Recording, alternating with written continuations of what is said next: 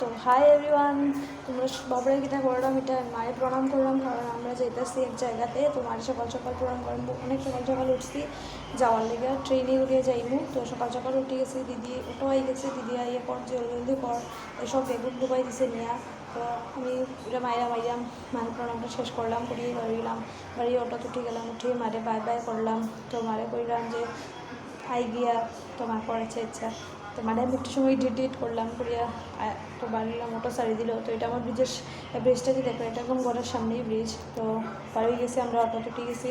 Auto উঠে এখন যাইলাম আমরা স্টেশনের লেগে রওনা হয়ে গেছি।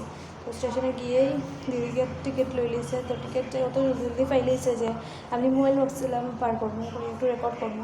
তো বাড়িতে ঢুকছে আর বাড়িয়েছে 3 সেকেন্ডও লাগছে না, বাড়ি গেছি। তো আমি জলদি ব্যাগ নিয়ে নামছি, তাই নিচে নামছে, ফোনে দাঁড়াইছে। আর তারপরে দিয়ে তো ব্যাগটা দেখো কতটা ব্যাগ, আমরা খালি সামনে দুইটা, একটা ব্যাগ আমার, একটা অন্য লোকের। তো তারপরে এগুলো ভিউটা লইলাম তোমরা সবাই লিগা। দিদি গেলেও গিয়া তাই একটু গল্প কি করছ তুই? কি করবো, একটু পানি চাবাই। যতটা দিন আসতে সমস্যাটা দিন রে একদম ভালো লাগে না আমার, যেমন আটই না করে শিলচর। তো শুনেই লেগেছে আমরা যেরকম শিলচর। তো শিলচর যাইলাম, যখন একদিকে অত লেট, স্টেশনে আইলাম তো লেটই গাড়ি আইলো।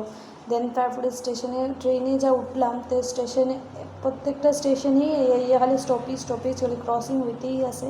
1 ঘন্টা পর ফাইনালি আমরা শিলচরে পৌঁছাইছি।